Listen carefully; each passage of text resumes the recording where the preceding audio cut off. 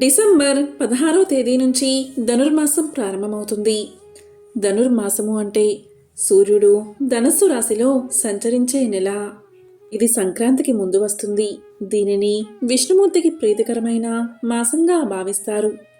ఈ సమయంలో తెల్లవారుజామున స్నానాలు చేసి విష్ణువును కృష్ణుణ్ణి పూజిస్తారు. తిరుమలలో సుప్రభాతానికి బదులు తిరుప్పావై పఠిస్తారు. ఈ నెలలో దీపారాధన చేయడం, ఇళ్లను శుభ్రం చేసుకోవడం వల్ల లక్ష్మీదేవి అనుగ్రహం లభిస్తుందని ఒక నమ్మకం. ఈ ధనుర్మాస నెల రోజులు దేవతలకు బ్రాహ్మీ ముహూర్త సమయంగా భావిస్తారు. సాధారణ రోజుల్లో చేసే పూజల కంటే ఈ ధనుర్మాసంలో చేసే పూజల ఫలితం 1000 రెట్లు అధికంగా ఉంటుందట. కాబట్టి ఈ నెలలో చేసే పూజలకు రెట్టింపు పుణ్యఫలితం కలుగుతుంది.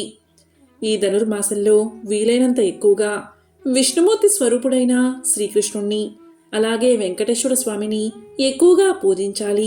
ఈ నెలలో విష్ణు సహస్రనామాలు చదివితే మనం తెలియక చేసిన పాపాలన్నీ వెంటనే తొలగిపోయి విష్ణుమూర్తి ఆశీర్వాదం కలుగుతుంది. ఈ నెలలో శ్రీకృష్ణుణ్ణి పూజించడం వల్ల మోక్షప్రాప్తి కలుగుతుందని ఒక నమ్మకం. ఈ ధనుర్మాసంలో ఇంట్లో దీపారాధన చేసేవారు తెల్లవారుజామున 4 గంటల నుంచి 6 గంటల మధ్యలోనే నిద్రలేచి తల స్నానం చేసి శుభ్రమైన వస్త్రాలు కట్టుకుని ఇంటి ముందు వాకిలి శుభ్రం చేసి రంగురంగుల ముగ్గులు వేసి ఇంట్లో దీపారాధన చెయ్యాలి. ధనుర్మాసం వచ్చేలోపు శ్రీకృష్ణుడి విగ్రహాన్ని తెచ్చుకుని మీ పూజాగదిలో పెట్టుకోవాలి. ఇక ఇంట్లో పూజ చేసేటప్పుడు తప్పనిసరిగా ఉదయం పూజలో తిరుప్పావై పాసురాలను పఠించాలి. శ్రీకృష్ణుడికి పూజలు చేసి నైవేద్యంగా నెయ్యి బెల్లంతో చేసిన పరమాన్నం లేదా పొంగల్ని నివేదించాలి. శ్రీకృష్ణుడికి నైవేద్యం సమర్పించేటప్పుడు మార్గాలి తిరునామమే అని పలికి శ్రీకృష్ణుడికి నైవేద్యం నివేదించాలి. ఇక పూజా సమయంలో విష్ణు సహస్రనామాలు లేదా భగవద్గీత చదవడం చాలా మంచిది. అలాగే ఈ ధనుర్మాసం నెల రోజులు తులసి కోటను కూడా ఎక్కువగా పూజించాలి. తులసి కోట ముందు ముగ్గు వేసి ముగ్గుపైన దీపం వెలిగించి తులసికి ప్రదక్షిణాలు చేస్తే ధనపరంగా బాగా కలిసి వస్తుంది. అదేవిధంగా ధనుర్మాసంలో ఇంట్లో పూజ చేసేటప్పుడు తులసి దళాలతో విష్ణుమూర్తిని పూజిస్తే కోరిన కోరికలన్నీ వెంటనే నెరవేరతాయి. ముఖ్యంగా వివాహం కాని ఆడపిల్లలు తులసి దళాలతో శ్రీకృష్ణుణ్ణి పూజిస్తే మీరు కోరుకున్న వారు భర్తగా లభిస్తారు. ఈ నెలలో విష్ణుమూర్తిని పూజించే భక్తులు తప్పనిసరిగా బ్రహ్మచర్యాన్ని పాటించాలి. అలాగే మాంసాహారం తినకూడదు. ఇక ధనుర్మాసంలో చేసే ఉపవాసాలకు 1,000,000 రెట్ల పుణ్యఫలితం లభిస్తుంది. ప్రతిరోజు ఒక పూట ఉపవాసం ఉండి సాయంత్రం సమయంలో భోజనాన్ని స్వీకరించాలి. ఉపవాసం చేయలేని వారు మాంసాహారానికి అలాగే ఉల్లిపాయ వెల్లుల్లికి దూరంగా ఉండాలి. ఈ ధనుర్మాసంలో ఇంట్లో పూజైన తర్వాతే నీరు కానీ ఆహారం కానీ తీసుకోవాలి. పూజకు ముందు ఏమీ తినకూడదు. ఈ నెల రోజులు భక్తితో ఉండాలి. అంతేకాని ఇతరులను నిందించడం, కోపగించుకోవడం అస్సలు చేయకూడదు. అలాగే ఎవరికి అబద్ధాలు చెప్పకుండా ప్రతినిత్యం సత్యమే మాట్లాడాలి. ఆపదలో ఉన్నవారికి సహాయం చేయాలి. ఈ ధనుర్మాసంలో తప్పనిసరిగా బ్రాహ్మీ ముహూర్తంలోనే నిద్రలేగాలి. ఈ ధనుర్మాసంలో పొరపాటున కూడా పగటిపూట నిద్రపోకూడదు. ముఖ్యంగా ఈ ధనుర్మాసంలో గృహ నిర్మాణ పనులు, వివాహాలు వంటి శుభకార్యాలను అస్సలు నిర్వహించకూడదు. ఈ ధనుర్మాసంలో దైవ కార్యాలు ఎక్కువగా చేయాలని, శుభకార్యాలు చేయకూడదని ఒక నమ్మకం. ఇక ధనుర్మాసంలో చేయకూడని శుభకార్యాలు ఏమిటో ఇప్పుడు తెలుసుకుందాం. ముఖ్యంగా ఈ నెలలో వివాహాలు చేయకూడదు. ధనుర్మాసంలో వివాహాలు చేస్తే భార్యాభర్తల మధ్య సఖ్యత ఉండదు. అలాగే గృహ ప్రవేశాలు, శంకుస్థాపన పూజలు కూడా చేయకూడదు.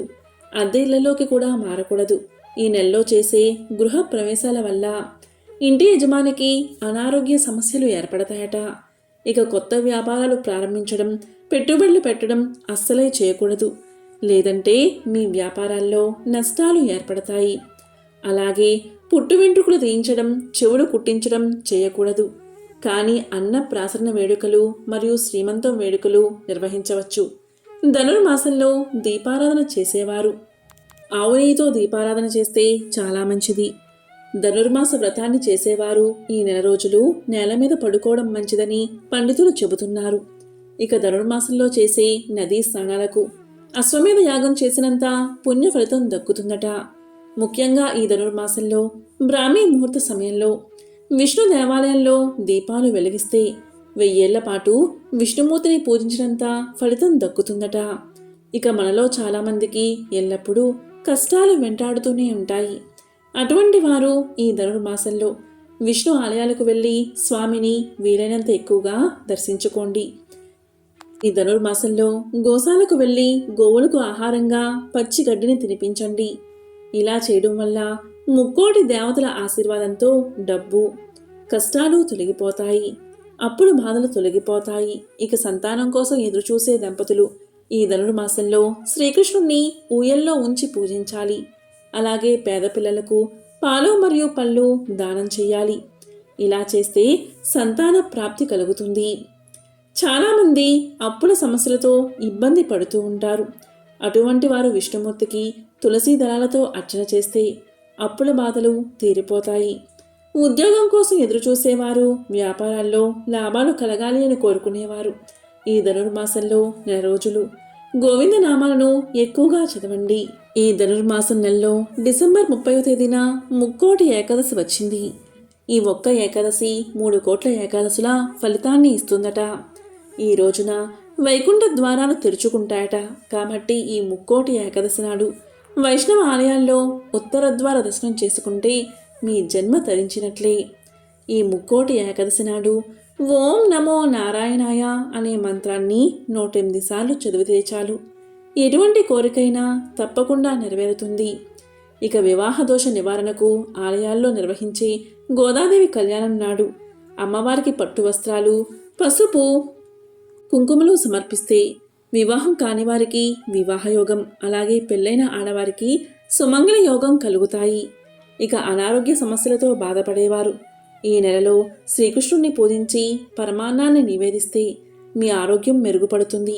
ఇక విద్యాభివృద్ధికి శ్రీకృష్ణుడి ఆలయంలో అన్నదానం లేదా పెన్నులు, పుస్తకాలను దానం చేయడం వల్ల చాలా మంచిది. ఇక గ్రహదోష నివారణకు ఆలయాల్లో ఉండే బ్రాహ్మణులకు నువ్వులు మరియు బెల్లం దానం చేయండి.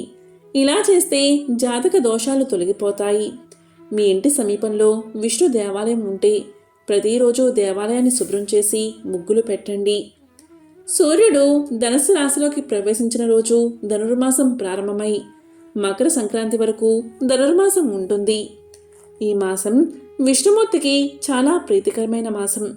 అదేవిధంగా తిరుమలలో ఉన్న వెంకటేశ్వర స్వామికి కూడా ఈ నెలలో ఉదయం సుప్రభాత సేవకు బదులుగా తిరుప్పావై పఠిస్తారు. ఈ ధనుర్మాసం నెలలోని శ్రీకృష్ణుని భర్తగా పొందడానికి గోదాదేవి తిరుప్పావై వ్రతాన్ని ఆచరించింది. కాబట్టి ఈ ధనుర్మాసంలో స్త్రీలు తెల్లవారుజామున తలస్నానం చేసి శ్రీకృష్ణుణ్ణి పూజిస్తూ పరమాన్నం నివేదించి తిరుప్పావై పాటలను పాడాలి. ఇలా ప్రతిరోజు శ్రీకృష్ణుణ్ణి పూజిస్తే కోరిన కోరికలు నెరవేరతాయని, వివాహం కాని వారికి వివాహం త్వరగా కుదురుతుందని, అలాగే దరిద్ర బాధలన్నీ తొలగి డబ్బు పరంగా బాగా కలిసి వస్తుందని ఒక నమ్మకం. ముఖ్యంగా ఈ ధనుర్మాసంలో ప్రతిరోజు ఇంటి ముందు ముత్యాల ముగ్గులు వేసి ముగ్గు మధ్యలో ఆవు పేడతో తయారు చేసిన గొబ్బెమ్మలు పెట్టి గొబ్బెమ్మ పైన పువ్వులు పెట్టి పూజించాలి. ధనుర్మాసంలో ముగ్గు పైన గొబ్బెమ్మలు పెడితే వివాహం కాని ఆడపిల్లలకు మంచి మనసున్న భర్త లభిస్తాడు. ధనుర్మాసం 4 రోజులు పూజలు చేయలేని వారు కనీసం 15 రోజులైనా విష్ణుమూర్తిని పూజించాలి.